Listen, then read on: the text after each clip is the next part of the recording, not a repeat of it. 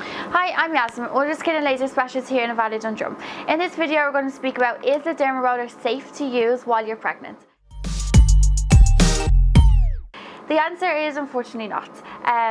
It'd be great because it would help our skin when it goes dull from being pregnant. Unfortunately, it uses our lymphatic system, so if we're stimulating your lymphatic system, it may not be good for the baby. So while using the Derma roller, it stimulates your lymphatic system and the blood flow with your lymphatic system, so we advise no use of the Derma roller at home. And if you are using any active products as well, we would advise you to stop them because you cannot use any active products while pregnant. I hope you found this video useful. If you have any questions regarding any of the products or any treatments that we can do for you, just get in contact with us.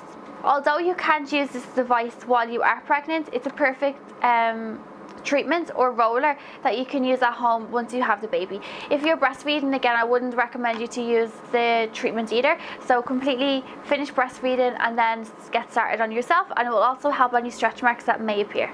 I hope you enjoyed the video. Thank you.